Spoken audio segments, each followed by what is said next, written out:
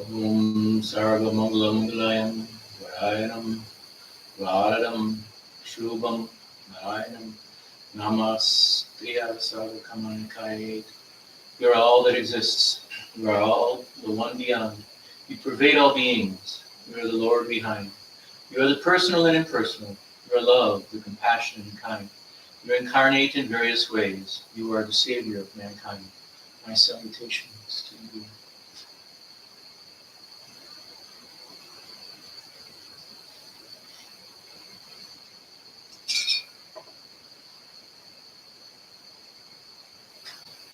Om Vishnu. Om Vishnu.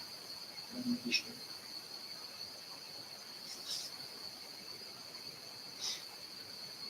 May my speech be purified. May my sense of smell be purified. May my sight be purified. May my hearing be purified. May that which I consume be purified. May my heart be purified. May my thoughts be purified. May my actions be purified. As with open eyes one will see the sky, so the wise see truly the supreme truth. God, the all-pervading existence absolute. May we know the truth, whether pure or impure, however one may be. Remembrance of the Lord will make you pure indeed. May the eternal divine play of Sri Ramakrishna be manifest in the hearts of those who have taken shelter of his feet and of all his associates. May the name and the glory of the Lord be spread among all. May this worship bring good to all.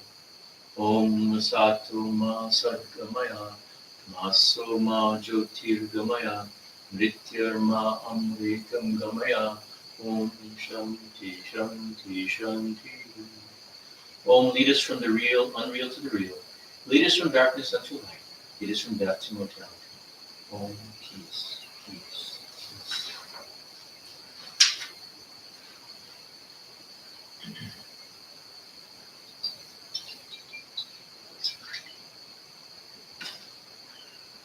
Namaha. Om Gangasa Yamunisava, Tadvari, Saraswati, Narmande, Sindhu Kalvari, Jalasamin, Sindhu and Kuru. May the goddesses embodied in all the sacred rivers of the world be gathered here in this lecture.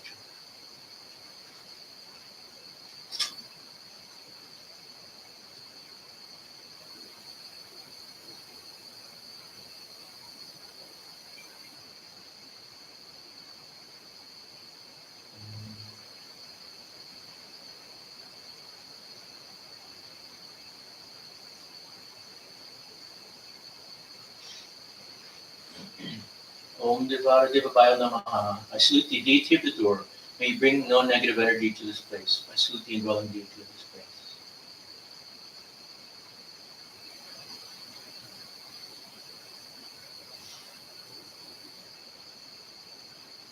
Om Vashtu Vashtu Purushaya Namaha. I salute the indwelling deity of this place.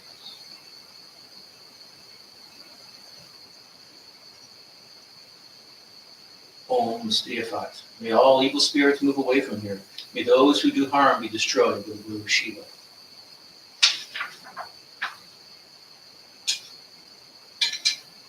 Om Raska Raska Hamfat Svaha.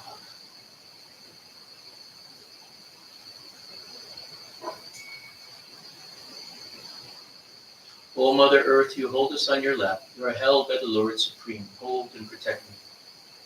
May this place of worship, the room, the seat, and all articles manifest their innate divinity. Om Sakam Kladvayam Brahma. All this is very good. Om.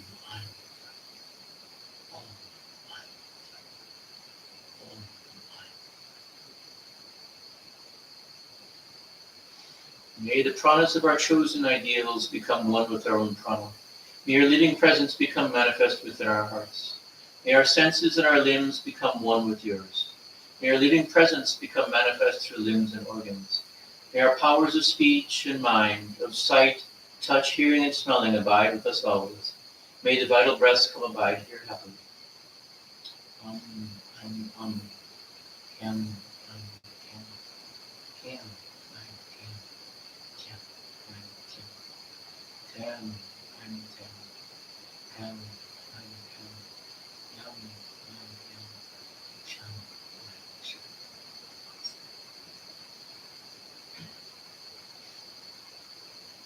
Yum, yum, yum, yum, yum, yum, yum, yum, yum.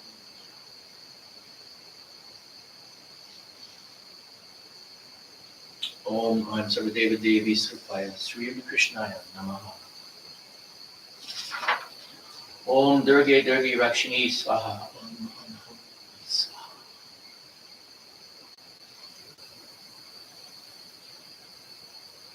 Om Guru Bhaya Namaha.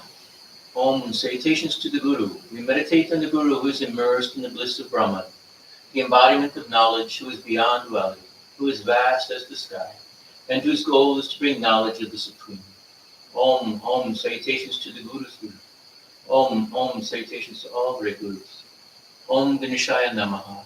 Meditate on Ganesha, Lord of all beings, remover of obstacles, seated on a red lotus in your heart. His form is radiant, beautiful, and compassionate. Om Ain Sarvadeva Devi Srupaya Sri Krishnaya Namaha. Om Ain, salutations to Sri Krishna, the embodiment of all gods and goddesses and of all manifestations. Om, Om, Om, salutations to Shiva. With one hand he makes the sign which dispels fear. With the other he is bestowing blessings. He is seated in the lotus of the heart. To him we offer our salutation. Om, Hrim, salutations to Divine Mother, who is the good of all good and the auspicious one, the giver of all boons. To her we offer our salutations.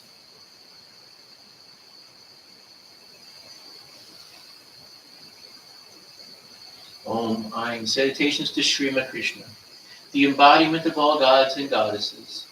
Salutations to all divine manifestations. Om, salutations to Brahman. Om, salutations to Mother Gayatri, the giver of all knowledge.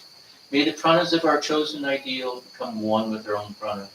May your living presence become manifest within our hearts.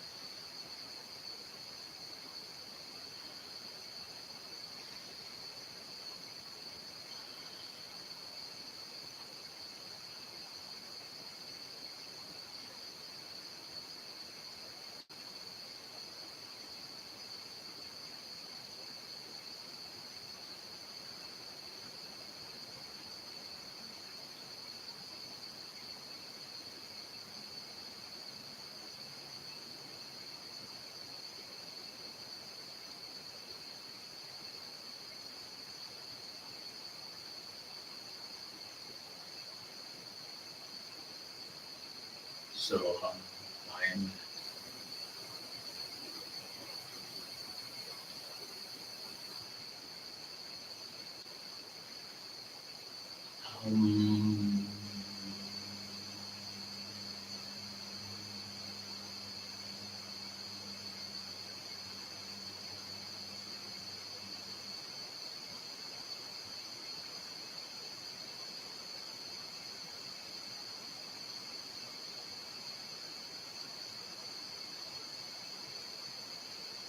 so so I am the good.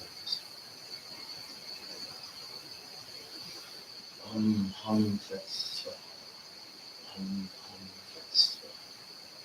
Hum fest.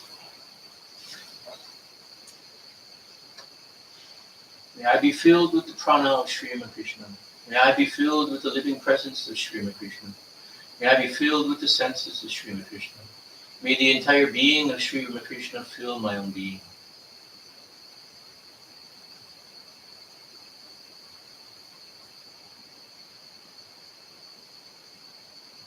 We meditate on Sri Krishna, the shining one, shining in the lotus of the heart, who is undifferentiated truth, beyond all dualities, one without a second, beyond the changes of nature, eternal, bliss itself. We meditate on Sri Krishna, the shining one, who is beyond comparison, extremely subtle, uncreated and without desire, formless like space, the infinite dwelling within all beings, whose nature is existence, consciousness and bliss, the Lord of all. We meditate on Sri Krishna, the shining one, who was born to bring knowledge, devotion, and peace to all beings, whose heart was melted at the sufferings of others, for whom samadhi was the natural state, and whose beautiful form was made of consciousness itself.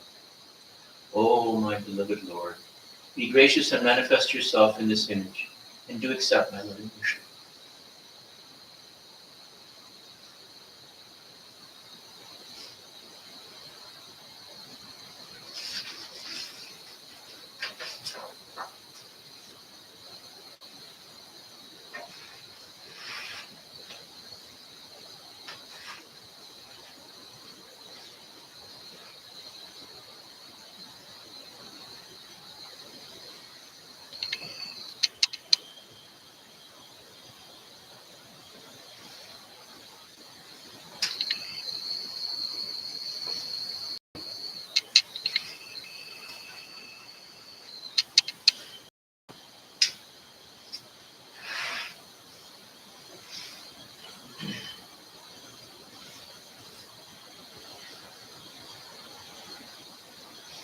I offer this flower to Sri Krishna. Please accept this as a symbol of my love.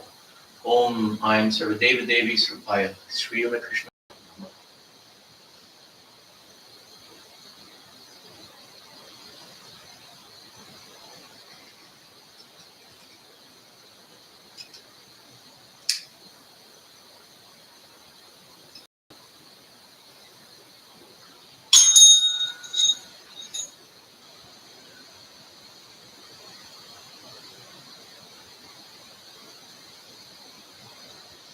I offer this incense to Sri Krishna. Please accept this as a symbol of my karma.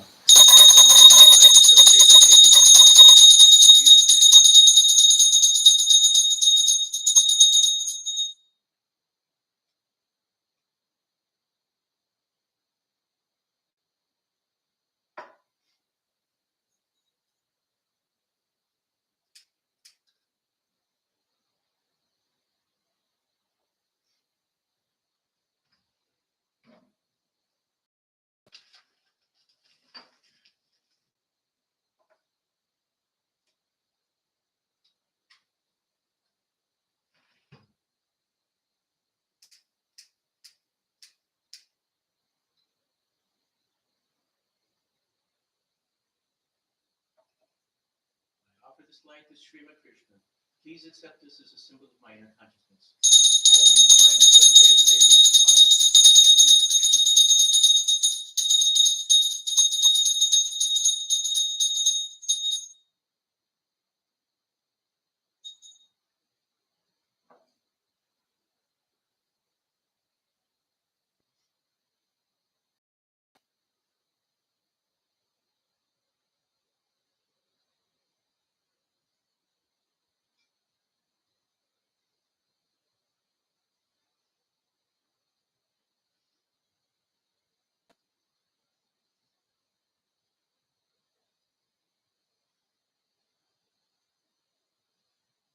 I offer this food to Sri Krishna. May you accept it with love and devotion. Om Brahma Pranam Brahma Havir Brahma No Brahmanahatam Brahmevate Tanam Katyam Brahma Karma Samadhina Hari Om Tat Sat Om Shanti Shanti Shanti. Brahman is the ritual, Brahman is the offering, Brahman is the one who offers to the fire that is Brahman. If one sees Brahman in every action, one will find Brahman. Peace.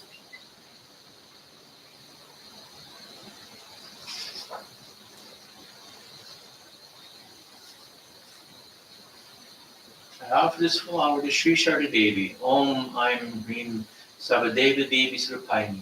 Sri Sharda Devi. Namaha.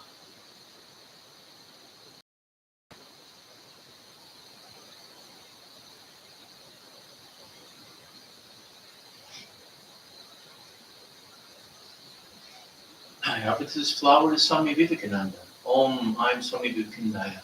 Namaha.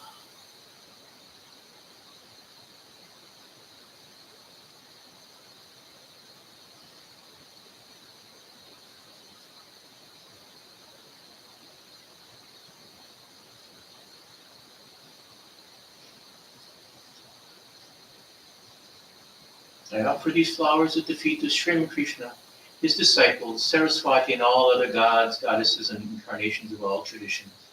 Om Aim Sarvadeva Devi Srupaya, Sri Krishnaya.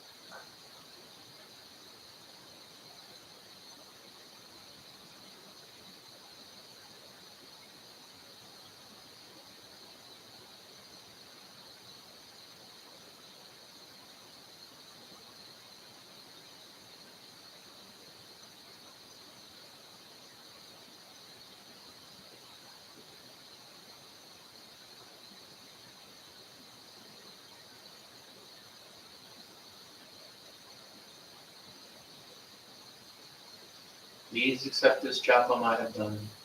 May it bring illumination to me. Please accept this japam for the welfare of all beings. Through thy grace, O Lord, may this benefit all.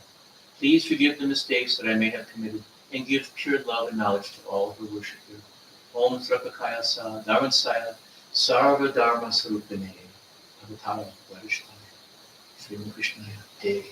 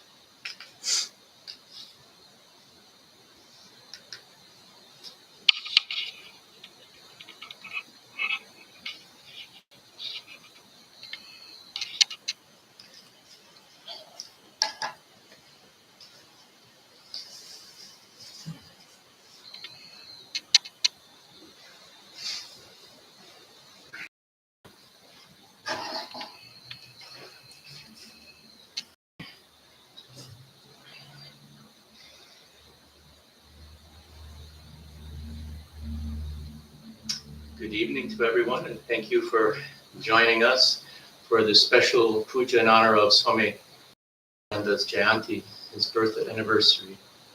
So this is a great joy and celebration in the Ramakrishna order around the world, and we certainly wanted to commemorate Swamiji's advent into the world here in the Las Vegas Center. So we are, of course, doing our very best to honor such a great being. So let us start with a chant.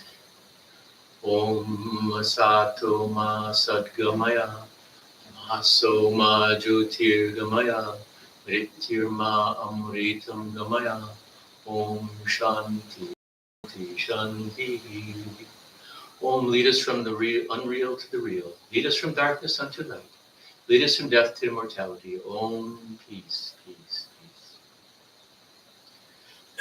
So I thought we would, excuse me, I'm just getting back from India, so you'll forgive me if my voice is not as strong as normal. So we'll do our very best here. So we thought that we would just make this a special commemoration of Swamiji and his advent and his births.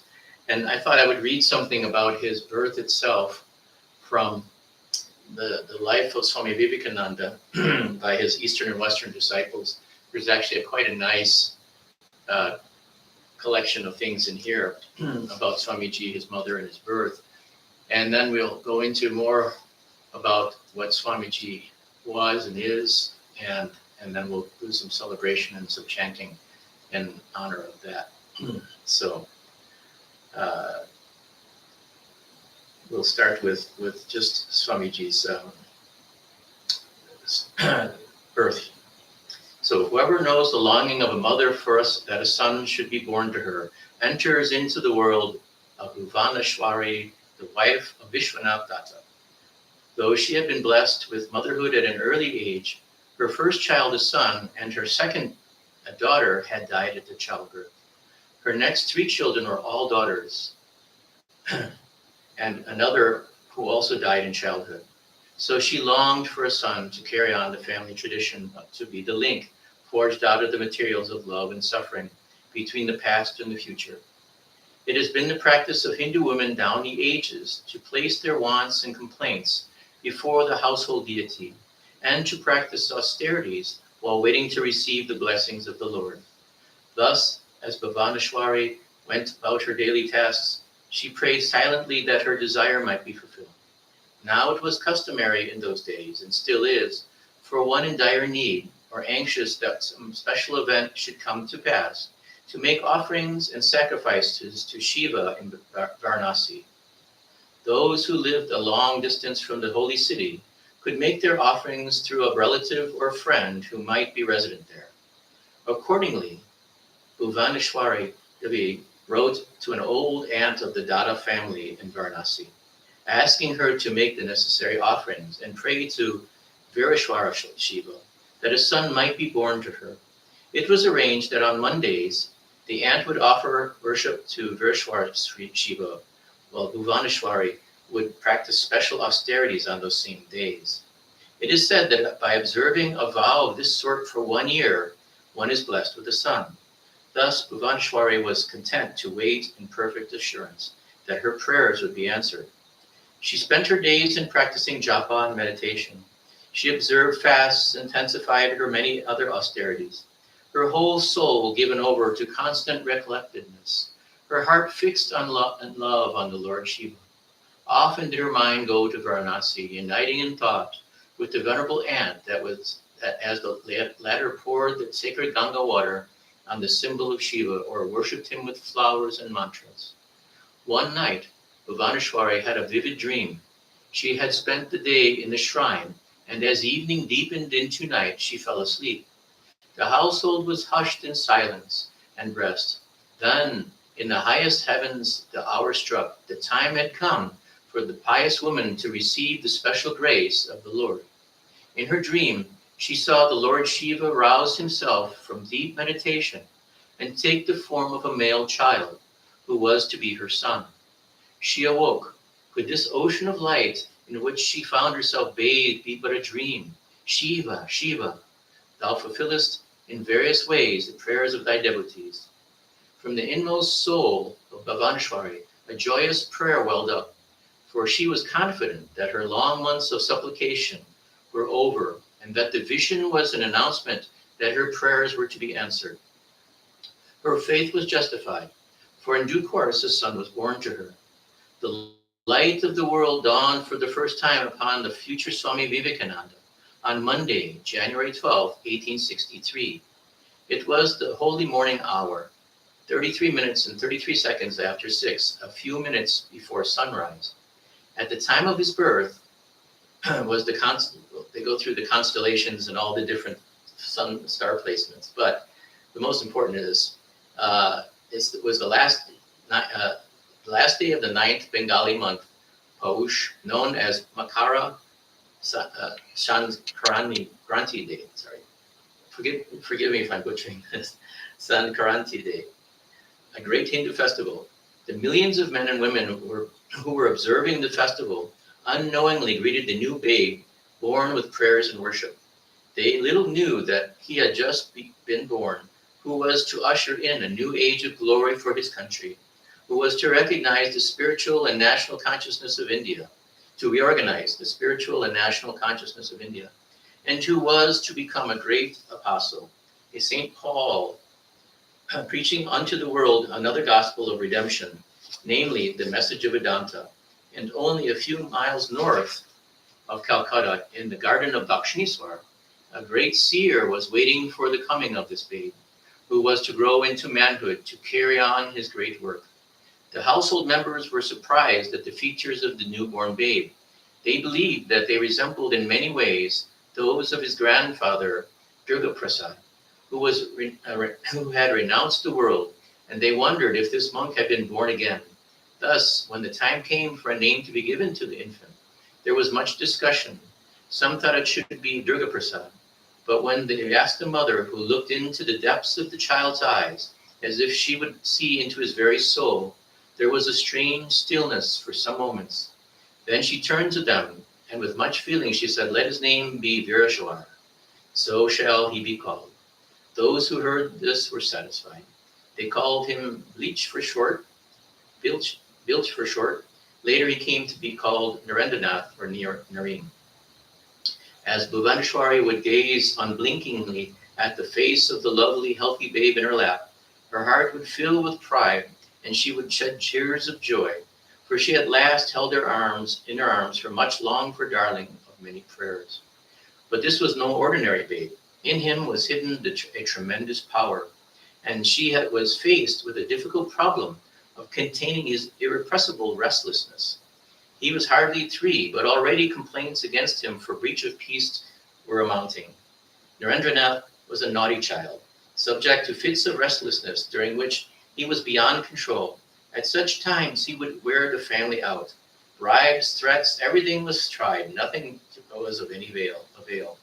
Finally, Bhuvaneshwari found that if she poured cold water on the head of the screaming child, chanting the name of Shiva in his ears at the same time, or if she threatened him with "Shiva will not let you go to Kailas if you do not behave," he would quiet down and become his eager, joyous self again. It was after such scenes that the mother used to say, "I used to pray for Shiva for a son, and he had sent me one of his demons." In her old age, Bhuvaneshwari used to once told a group of disciples for whom her son had brought from the West. There was laughter, and the mother smiled in a reminiscent way. "Was he turbulent?" asked one of the Western disciples. "Well, I had to have 2 nurses for him constantly," she replied. "But aside from these outbursts, he was a sunny-tempered, sweet, and loving child, and would scamper to anyone who would take him up on his lap. He was one of those children who trust all implicitly and feel joy each moment of that period during which the world was a constant surprise." Nareen had a great fancy for wandering monks. Whenever a sadhu came to the door, the boy was delighted and rushed towards him. One day a monk came and asked for alms. All that Nareen had was a hand-embroidered dhoti wrapped around his waist. He was proud of his new cloth, for it was his first garment marking his passage out of infancy. But straight away he gave it to the sadhu, who tied it around his head and went away, blessing the boy. When asked what had become of the cloth, the boy replied, "The sadhu begged for alms, and it was all I had to give him." Many sadhus came to the house, knowing that it was they were always welcome there. Vishwanath Datta was very hospitable, and there was with him the memory of his own father, who had become a monk. But after the above incident, a close guard was kept on Nareen. Whenever any sadhu put a child, he would throw out the window to the caller any pains as an offering. He would give away, and then he would dance in glee. What a tease he was! There were his two elder sisters, whom he would tease. Nareen had a number of pet animals, whom he loved playing with: a monkey, a goat, a peacock, pigeons, 2 or 3 guinea pigs. He was also especially fond of the family cow, and he would join his sisters on the festive occasions when they adorned the mother cow with garlands, put a vermilion mark on her forehead, and bowed down to her. He would pat her with his little hands and talk to her sweetly. Of the servants, the coachman was his special friend. The ambition of his childhood was to become a groom coachman. To him, the groom coachman with his turban, his grand livery, and his whip, which he flourished as the carriage rolled on, was a magnificent person. He was wont to make the stable his headquarters, to watch every turn of men's duties, and how he loved horses. The first education, as always, was at the knee of his mother, and immense was Bhuvaneshwari's eagerness to educate her son well. It was on her lap that Narendranath first became aware of the glory of the gods and goddesses, the greatness of the sages of India, and that of his ancestors, among whom was his grandfather, the sannyasi Durgaprasad. It was also from his mother that he first heard the tales of the Ramayana and the Mahabharata. At the Dada home, these epics were read every day at noon. One elderly lady sometimes, or Bhuvaneshwari herself, would read aloud, and the ladies of the family. There can be no doubt that these stories from epics exerted a great influence on his mind. Naren also learned many things about his maternal grandmother and her mother, many things from. One of his younger brothers, Mahendranath, later wrote that their maternal grandmother's mother belonged to the Vaishnava sect and knew many teachings and anecdotes from the epics. Even the singers in the street contributed to young Naren's education. Fascinating are those singers. Sometimes they come in large parties, perhaps a family in straitened circumstances, but they are always singing joyously. The first seed of spiritual life was sown during this period of Naren's early education. Again and again, he heard of Rama and Sita. He had listened rapt at the readings from the Ramayana and had followed the long story of Rama's struggle and conquest with the thrill of personal romantic adventure. He had as well observed the elder members of the family sitting in worship and meditation, and it occurred to him that he too should worship Rama. One day, he and a little Brahmin boy named Hari purchased a clay image of Sitarama, and when no one was about, they climbed the stairs that led to the room on the roof above the women's quarters. After securely closing the door, they installed the image and sat down to meditate. Meanwhile, parents of both the boys noticed their prolonged absence, and an anxious search for them was begun. The hunt led at last to the little locked room on the roof. The searchers knocked and shouted, but there was no response. At last, their strong blows smashed the latch, and the door flew open. Hari, his meditation disturbed at the first ominous signal, fled down the stairs. But Naren had not heard anything. He was seated before the flower-decked image, motionless in deep meditation. When he did not respond on being called by name, he was shaken out of his meditation, but he insisted on being left alone, so they let him remain, knowing not what to make of all this, for it seemed strange at his age. Shortly after this, the all-knowing coachman created a disturbance in Naren's immature mind.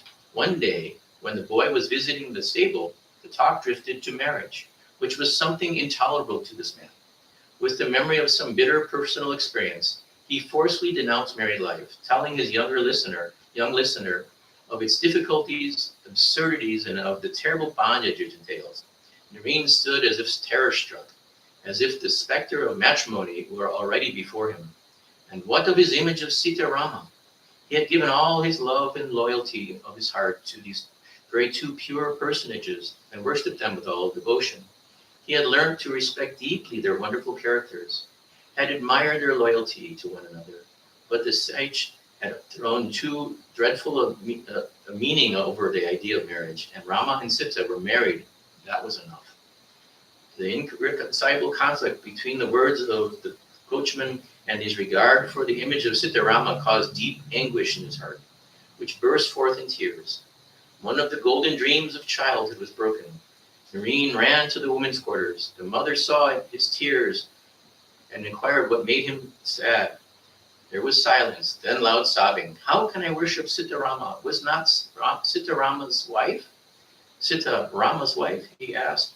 Intuitively, Bhuvaneshwari understood the anguish of her son. But how to console him?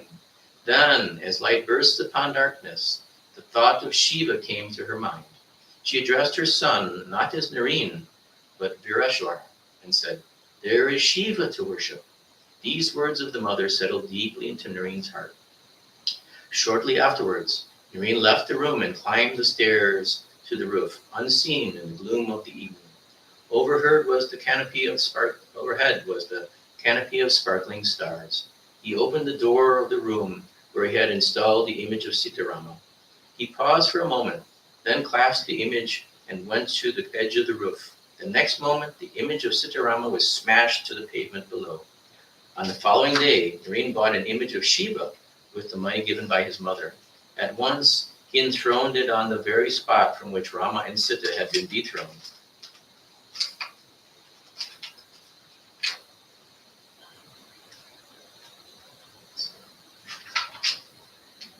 He was soon seated before Shiva, his eyes closed to all other things in the depth of meditation. So, it gives us a little insight into the depth of character and the difficulty of maybe having a son that is that kind of a being. It may not be all fun and games for the mother, but it also shows us just this depth of being and concentration at such an age for young Narendra and Naren, and his complete identity with Shiva. Later on, and we'll read just something later, but I thought we'd do a chant first to give us a little joy. That Sri Ramakrishna said that he was, like his mother had a vision, Sri Ramakrishna also had a similar vision that showed that a part of Shiva was the incarnation of Swami Vivekananda. And so, and a lot of his brother disciples had visions of Shiva being Vivekanandaji. And sometimes they would the image of Shiva would replace Vivekananda, sometimes laying on his bed or so on, and the other way. So I thought it would be a good idea to chant Om Namah Shivaya, and we have the books there if you want to get one of the books. Can I have one also? Thank you. Thank you so much. So I can actually make sure I'm singing it the way that we have it printed in these books. So this is a song by Krishna Das, and it's Om Namah Shivaya. And I thought that it would be quite appropriate to sing in honor of Swami Vivekananda. And also, we would add one line. There is a line that is Om Arunachala Shiva Namah Shivaya. I thought we would put Om Vivekananda Shiva Namah Shivaya as one of the lines. So we'll kind of add a little something in honor of Swami Vivekananda. So I haven't played this for a while, so I hope I can get it right.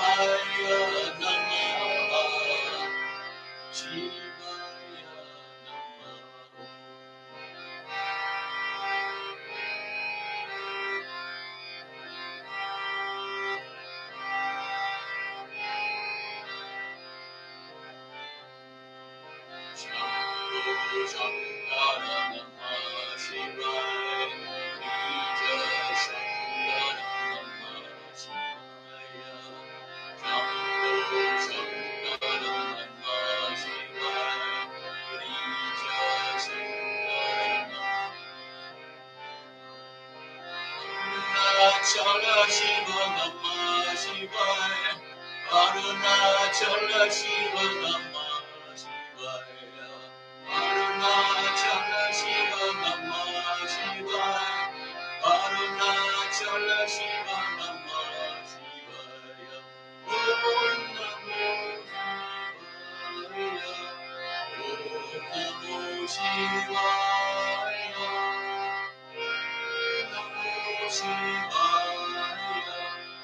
Om Namo Shivaya.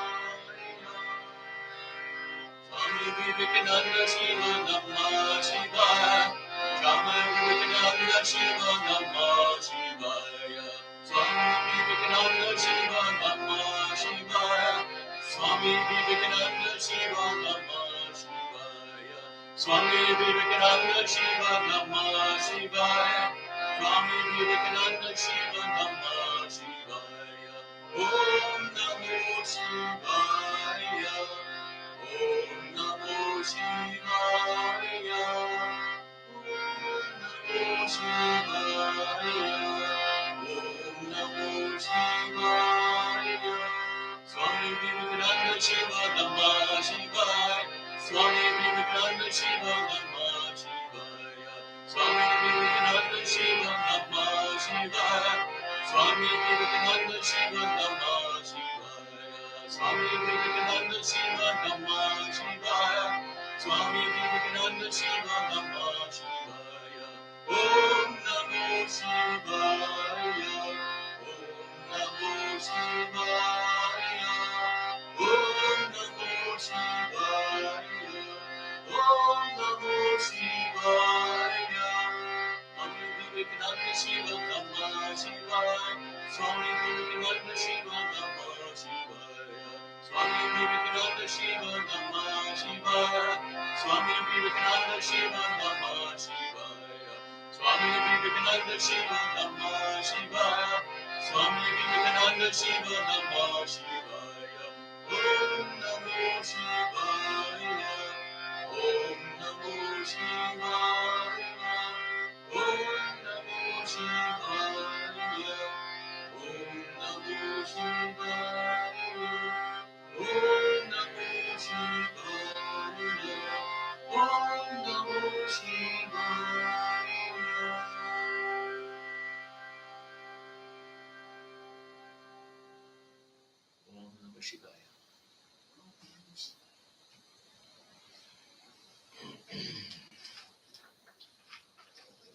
Jaya Shiva. So, we will continue. As I said, I hadn't played that for a long time, so we do our best. So I thought it would be nice to read something of Narendra's first meeting with the Master Sri Krishna. It's such a beautiful story, and it's written here in a nice way. So we'll finish with that. We'll do another chant, and then we'll do a meditation to Shiva, a guided meditation to Shiva that we do here. And this is what is written. The incarnations bear a special message for the world. Moved by compassion at the sight of the sorrows and miseries of humanity, the Lord, who is beyond the contamination of the ignorance, incarnates himself in this world, acknowledging a temporary allegiance, as it were, to all-powerful Maya, his own inscrutable power. His is only a translucent veil, and he is aware, even from his very birth, of the special mission he has for the world. After intense spiritual practices of some years, the veil is rent and his real self shines forth, a consummation which takes an ordinary mortal thousands of births to attain. Then his power becomes irresistible. He revolutionizes the world. His very presence radiates spirituality. His look and touch work miracles. But an incarnation, constituted as it were of pure sattva, light and wisdom, does not always have the widespread effect on humanity. Another personality is required, with more rajas, activity, who is capable of giving the ideas of the perfect one to the world. The inscrutable power which brings the Lord down from his high abode to take birth as an incarnation also projects a portion of him as a complementary being for the fulfillment of his mission. At the right time, the incarnation seeks him out and makes him the conduit for his gospel. The spiritual history of the world demonstrates the truth of this. Though having a number of disciples and devotees, Christ chose Peter as the rock on which to build his church. Sri Krishna had Arjuna, Buddha had Ananda, Gauranga had Nityananda, all giving further evidence of this phenomenon. For Sri Ramakrishna, Narendranath played this complementary role. At their first meeting, Sri Ramakrishna instantly knew that Naren was the one who was to carry his message to the world. Through his Nirvikalpa Samadhi, Sri Ramakrishna had gained the power to identify himself with the cosmic mind in which this universe rises and disappears like a bubble in the ocean. Past, present, and future held no secrets for him. It was thus that Sri Ramakrishna knew of the devoted souls who were born specially to assist him, and of the measure of help each would give. Sri Ramakrishna represented traditional India with its spiritual perspective, its asceticism, and its realizations, the India of the Upanishads. To him came Naren with all the doubt and skepticism of the modern age, unwilling to accept even the highest truths of religion without verification, yet with a zeal for truth burning within him. Naren had yet to learn that reason, though the best instrument in the relative world, could not carry one beyond relativity to the absolute, where the truth of religion abides. The result of this contact of Sri Ramakrishna with Narendranath was Swami Vivekananda, he who was to become the heart and mind of New India, its ancient spiritual perspective heightened, widened, and strengthened to include modern learning. The intense activity of the West was to be combined with the deep meditation of the East. Asceticism and retirement were to be supplemented by work and service to others. From the merging of these two currents came the new Hinduism, the faith of a glorious tomorrow, in which all should be fulfillment and nothing denial. On the personal level, the meeting was so extraordinary. Here is Sri Ramakrishna's account of it. Narendra entered this room by the western door. He seemed careless about his body and dress, and unlike other people, not mindful of the external world. His eyes bespoke an introspective mind, as if some part of it were always concentrated on something within. I was surprised to find such a spiritual soul coming from the material atmosphere of Calcutta. A mat was spread on the floor. He sat on it just near the place where you are now seeing the big jar containing Ganga water. The friends with whom he had come appeared to be ordinary young men with the usual tendencies towards enjoyment. On inquiry, I came to know that he had learned 3 or 4 Bengali songs only. I asked him to sing them. He began singing the Brahmo Samaj song, which begins, "O my mind, go to your own abode. In the foreign land of this world, why roam uselessly like a stranger?" He sang the song with his whole heart and put such pathos into it that I could not control myself, but fell into an ecstatic mood. Then he took leave, but after I felt such a constant agonizing desire to see him.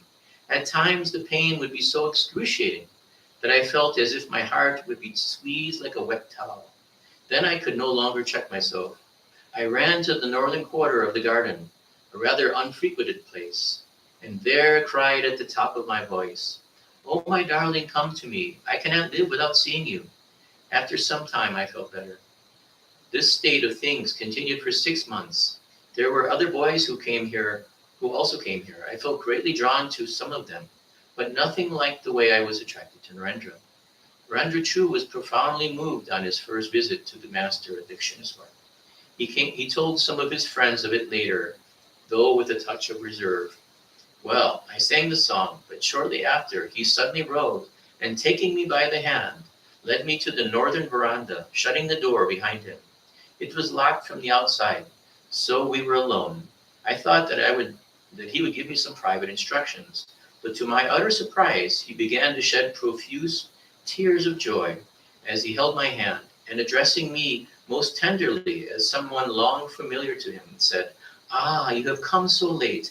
How could you be so unkind as to keep me waiting so long? My ears were well-nigh burnt by listening to the profane talk of worldly people. Oh, how I yearned to unburden my mind to one who can appreciate my innermost experience. Thus he went on amid sobs. The next moment he stood before me with folded hands and began to address me.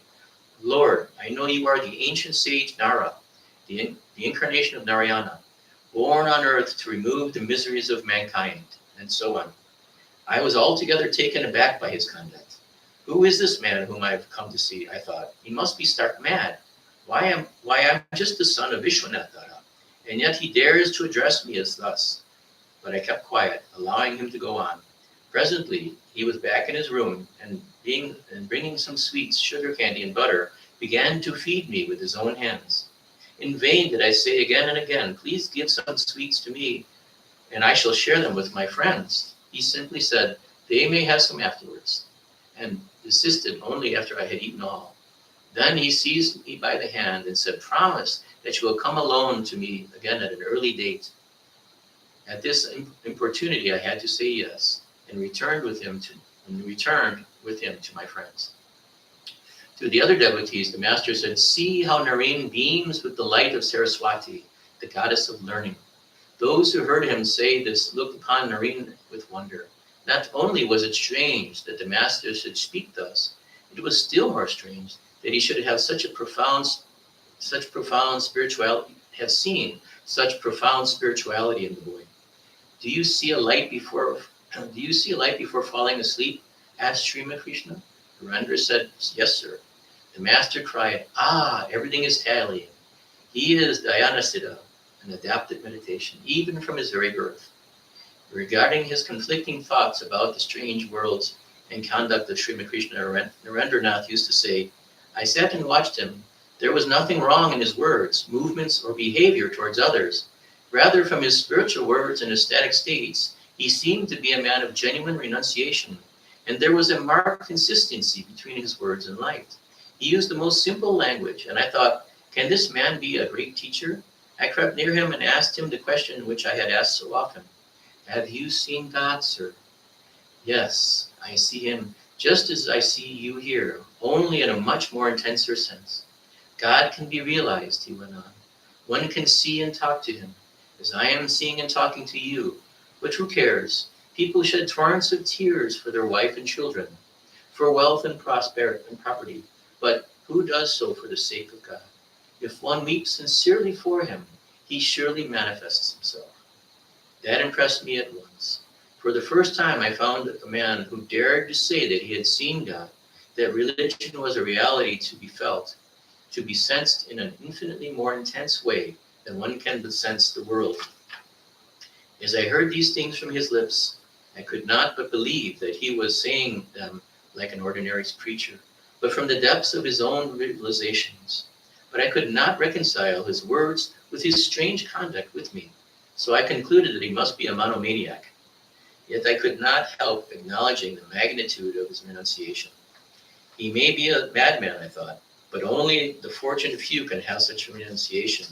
Even if insane, this man is the holiest of holy, a true saint, and for that alone he deserves the reverent homage of mankind.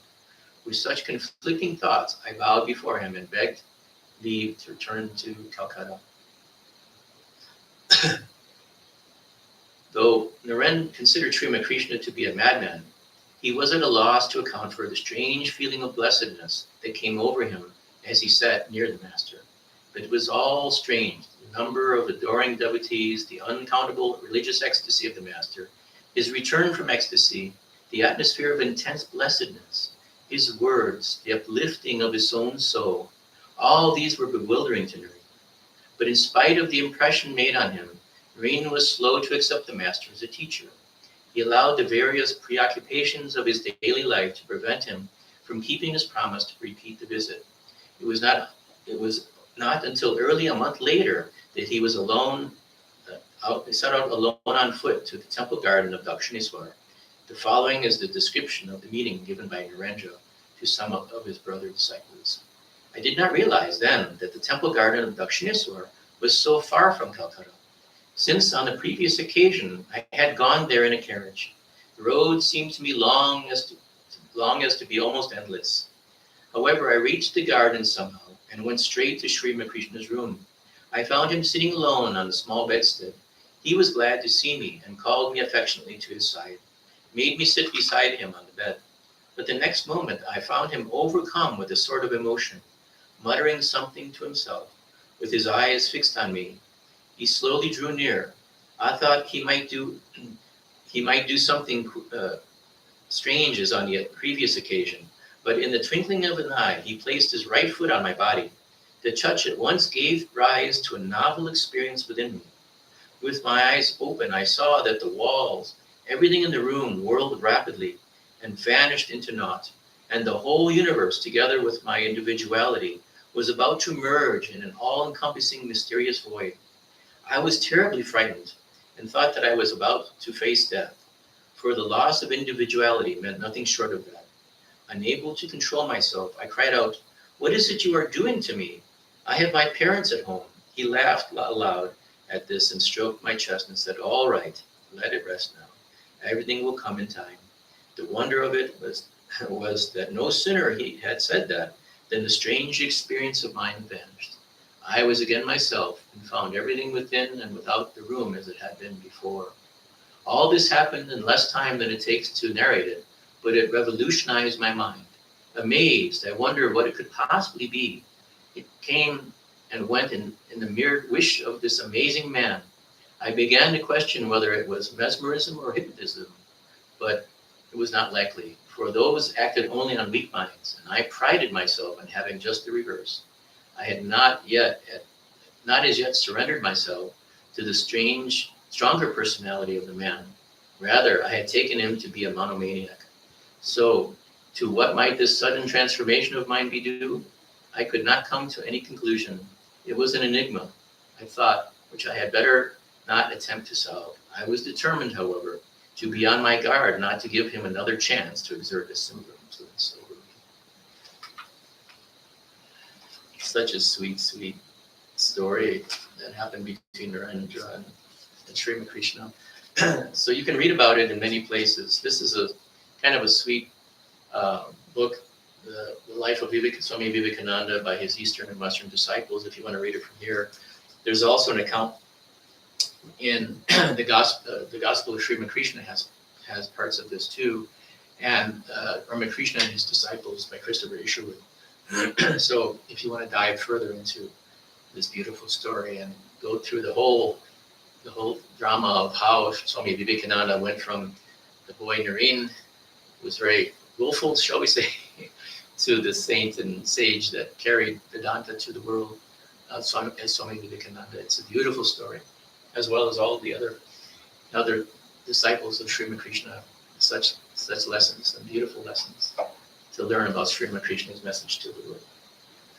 So at that, why don't we just do a chant, and then after the chant we'll do a guided meditation, and we'll do the guided meditation first, and then we'll do a chant. And the guided meditation, as you heard from Narendra, describe one of the deepest experiences in spirituality, and that is the loss of individuality. They say that there's a state called the observer, the witness state, and that it underlies, the Turiya state underlies all the states of consciousness, which is waking, sleep, dreamless sleep. And under all of those conditions of the mind, of the individuality, there is this Turiya state of awareness that is constant and unending. And so to be able to practice that awareness is a really amazing blessing in sadhana. Of course, you have bhakti, where you can just focus on the image of divine love that brings pure love to your heart. Any image of the divine is described in the scriptures. You have karma yoga, which is purifying oneself through the actions without any desireless actions, non-attachment to all actions and fruits of actions. So it is selfless service, active action of karma, and erasing impurities with this beautiful selfless service. But that doesn't directly bring you to face with divinity. It helps to purify yourself and become prepared for that. There is Raja Yoga, which is pranayama, which is the Yoga Sutras of Patanjali described very well, and the stages of yoga path where you can control the mind and bring the mind inward, control the prana, turn off the senses and the sense telephones, and put all the energy into the internal spine, rising up the spine in the higher states of consciousness.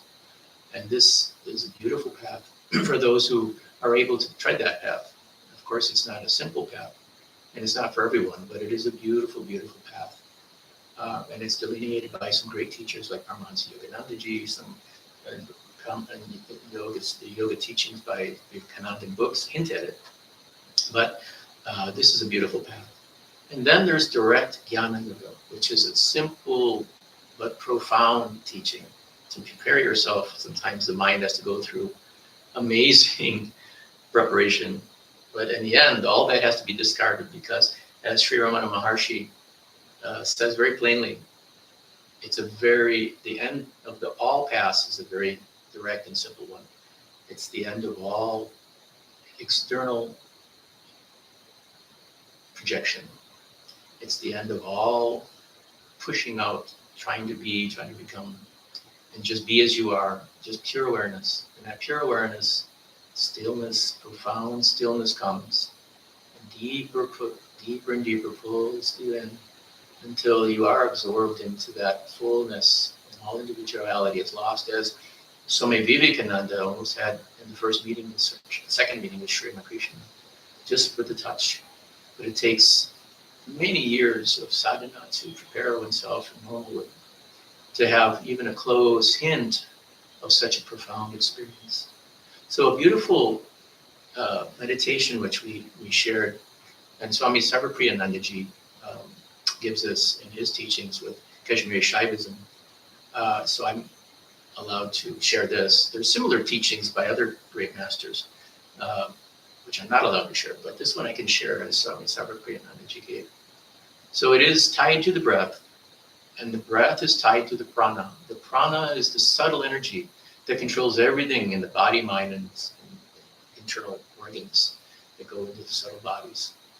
So prana is a very important key to being able to either let it go outward into the world, into the senses, or turn it within into the interior reaches of the own self and internalize all of that external energy inside and shut it all out, let it go. And it takes a tremendous amount of surrender and non-attachment to anything else. Where if there's a hint of attachment, it'll pull you back out again. So this is why this great non-attachment is always taught. And it's practiced. And of course, none of us are perfect, but you can have glimpses of this beautiful state of awareness. So what we'll do is we'll do a Soham meditation. And so what we're going to do is we're going to do a breathing exercise, which is a pranayama, to be able to stabilize the mind and to center the mind. And then we'll just follow the breath. And the breath, as the breath comes in of itself, you don't want to control anything. You want to just stay neutral as the observer, as you're seeing somebody else breathing. And as the breath comes in, you mentally chant so. And if the breath stops, that's fine. You just observe the stillness. And as the breath itself, by itself, goes out, hum. So on the incoming breath, you mentally chant so. And then finally, that breath goes out of its own accord. You mentally chant hum, so hum, I am he. And with every breath, you affirm the reality of who and what you are. And so it has beautiful vibratory effect, and it can really focus the mind and bring that stillness and that awareness state. And once that is achieved, you can use it for any way of going inward, any vichara. And if you want to use vichara directly, you can go into the source of that awareness. Who's doing soham? Who is the one? What is the one doing soham? Who is that essence? What is that awareness that is behind all of this? Or you can do any pranayama or any japa that you want, if that's more your practice. So it's a beautiful practice to be able to collect the mind and still the mind, and then place it in whatever naturally comes to you as your path to the divine. So we'll do that, and then we'll chant Ramakrishna Sharanam, and we'll close our session with that, if that's okay. So we'll start with a pranayam, and what we do is we inhale to the count of 8 with a double inhalation through the nose, like that, and then we hold for the same count of 8, and then we exhale through the mouth, a double exhalation. So the inhalation is double through the nose to a count of 8, hold for a count of 8, exhale. If you can't do a count of 8, then you can make it shorter. Just keep it equal. Inhalation, holding, and exhalation should be equal lengths, equal counts, whatever is comfortable for you. If you can go to higher than 8, wonderful. You can hold it longer and breathe in longer. And then after the third, we'll do this 3 times. After the third exhalation, we'll leave the breath go and then wait and just observe it. When it comes by itself, when you start that inhalation first happens by itself, you mentally chant so, and then just feel the stillness until it exhale comes along by itself, hum. And then you just observe so hum. We'll only do this for some 10 minutes, 5-10 minutes, because we don't want to keep this too long for you. But remember this practice and practice it whenever you want to. It's a beautiful, beautiful practice to supplement anything that you do in spiritual life. So we'll start with the breathing exercises, and then we'll just do the so hum. So breathe in through the nose. Hold. Exhale. Inhale. Hold. Exhale. Inhale. Hold. Exhale. And now let the breath come in of itself. Mentally chant so, and hum and exhale.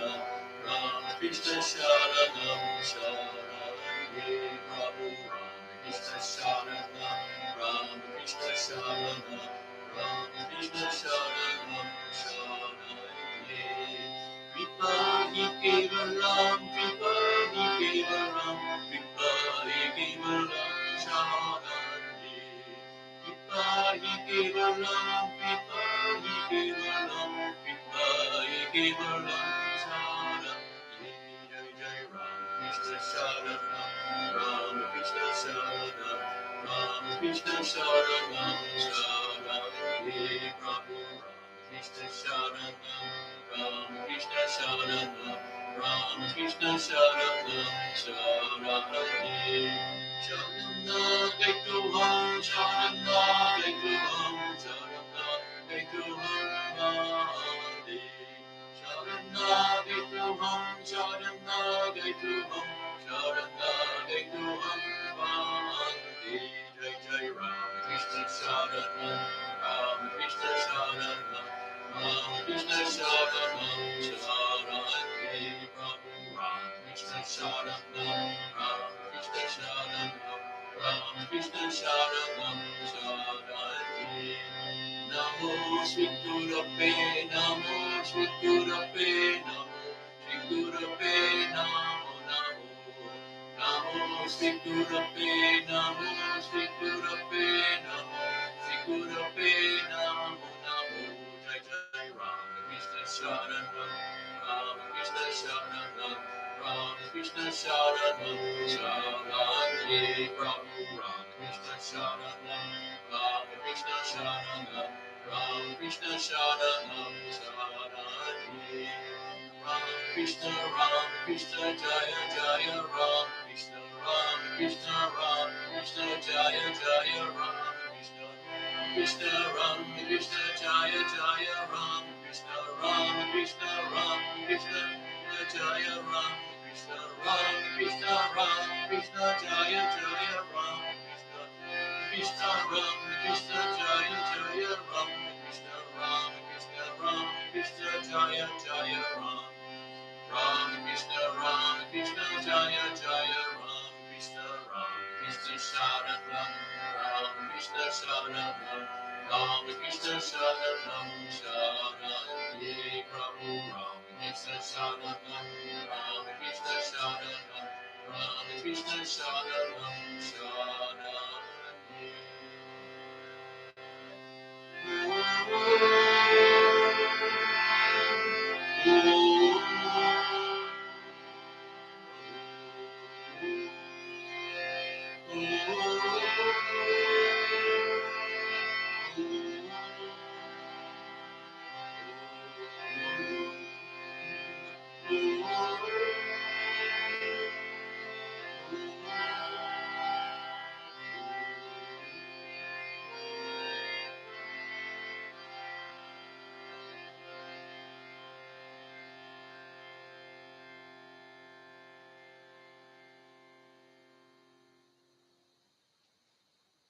Jai Shri Ramakrishna, Jai Shardama, Jai Swami Vivekananda, and have a wonderful week. And on Wednesday, we have Swami Vivekananda ji here to do a special opera that he's done. And his operas were done at the Kennedy Center. So I'll just say Kennedy Center, okay? So it's an exciting thing to come to on Wednesday if you're available online or live here at the center. A wonderful, wonderful week and blessedness and a weekend, of course.